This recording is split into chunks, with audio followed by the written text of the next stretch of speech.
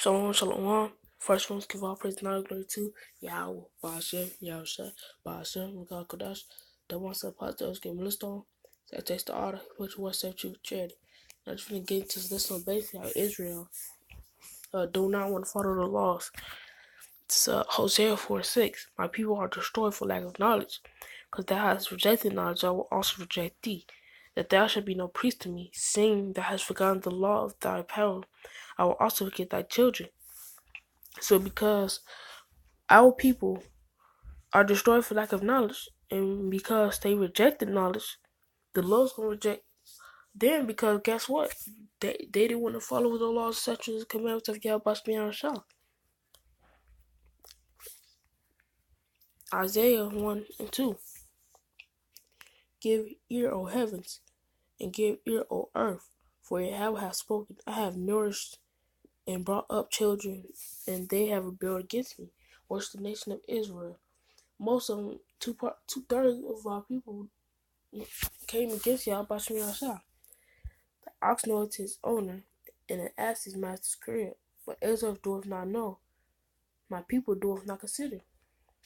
So our people not knowing, they not knowing. They not considering Yahweh Shah. Slakia.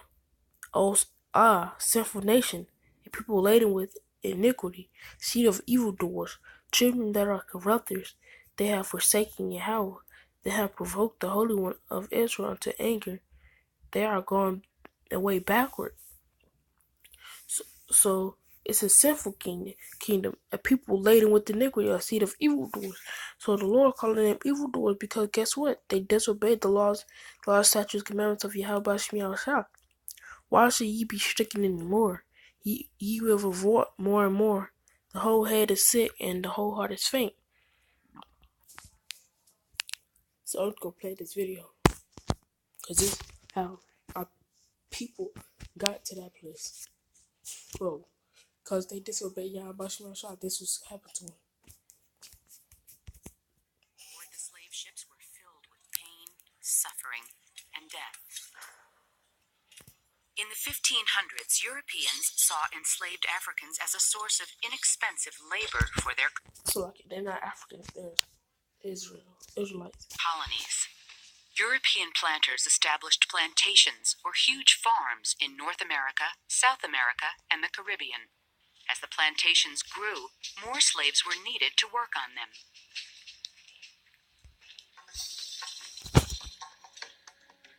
Slavery had existed in Africa since ancient times. Some African kings and merchants captured people and sold them as slaves to European traders, as well as to Arab merchants.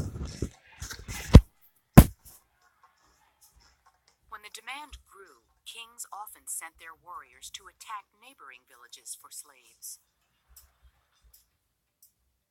The Europeans treated slaves like cargo. They were locked inside cells for weeks until ships could take them to colonies across the ocean.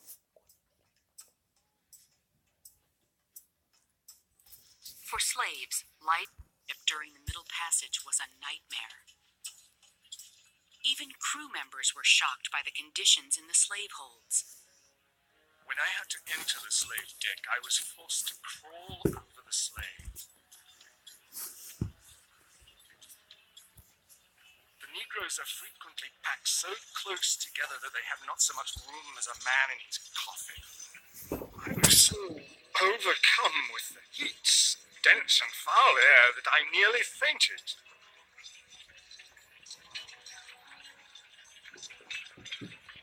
It was only with assistance I could get on deck. Alexander Falconbridge.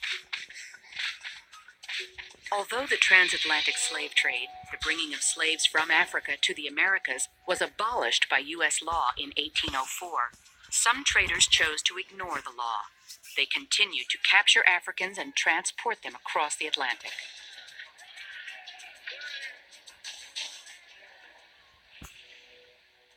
On June 28, 1839, the Amistad set sail from Havana, Cuba, bound for the Cuban coastal town of Puerto Principe. On board, Captain Ramon Ferrer carried a cargo of 53 African slaves, purchased in Havana. An African on board the Amistad named Seneba Pie fought the men who tried to enslave him and other Africans. One dark night, Seneba Pie, called Cinque by his captors, unlocked his shackles using pieces of metal he'd found on the ship.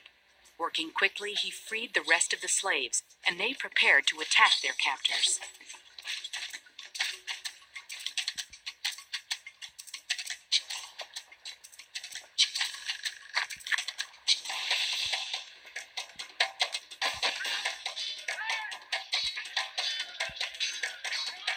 The Africans took over the Amistad. The cabin steward translated the Africans' demand: sail the ship back to Africa or the crew would be killed.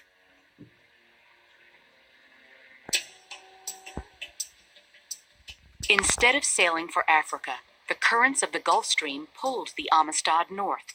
In the summer of 1839, American newspapers along the eastern seaboard reported wild stories of a ship manned by black pirates.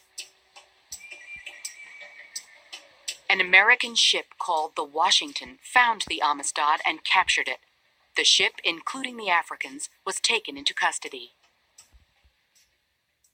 The Spanish government, which had colonized Cuba, demanded that President Martin Van Buren send the Africans to Cuba, where they would remain slaves.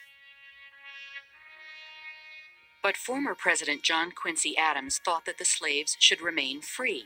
He argued that since they had been taken from Africa illegally, they were not then legally slaves. For more than a year, Adams fought for the Africans' release. On March 9, 1841, the Supreme Court of the United States announced its decision. It is the ultimate right of all human beings in extreme cases to resist oppression and to apply force against ruinous injustice.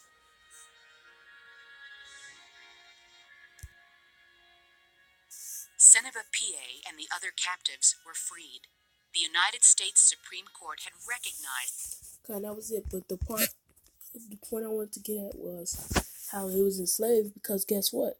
Our people was enslaved because they hardened their faces and they didn't want to follow Yahweh Shemi Shah. I'm gonna read this over.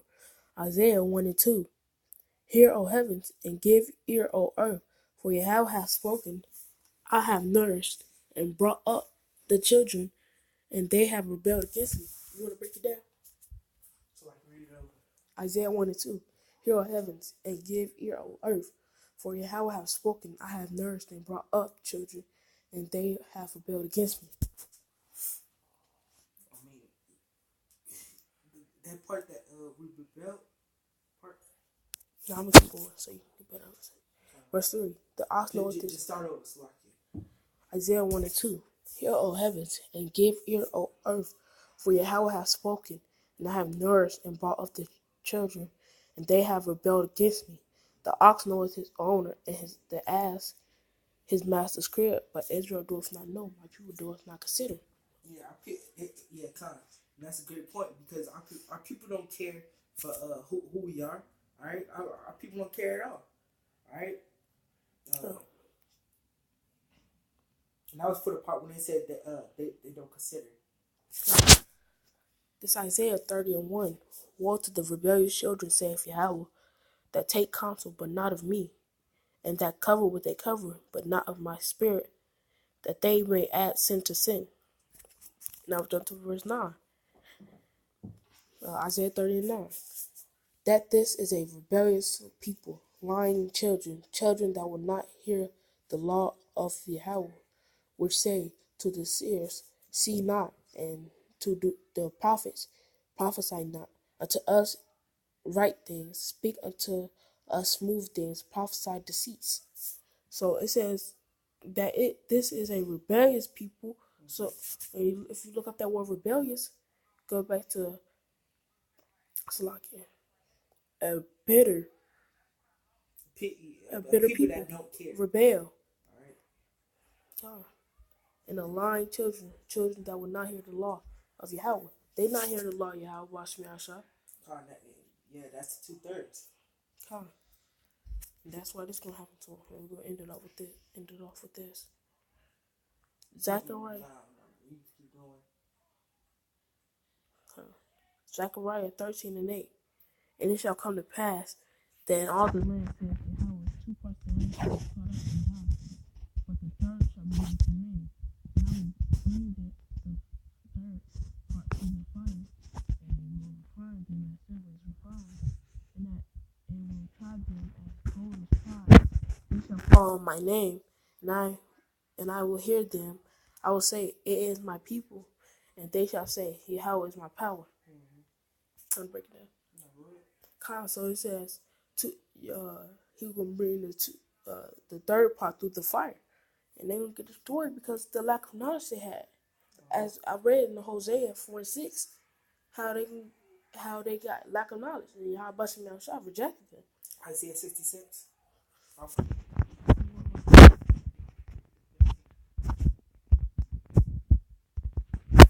Isaiah 66:15. For behold, Yahweh will come with fire, with the chariots like a whirlwind, to rend his anger with fury and his rebuke with flames of fire. For by fire and by his sword will Yahweh put it with all flesh, and the slain of Yahweh shall be many. So the slain of the Lord, the amount of people that the Lord's gonna kill is gonna be many, a lot of people. All right. So they're gonna be destroyed by chariots and also the missiles. All right. Go to the Zechariah 14.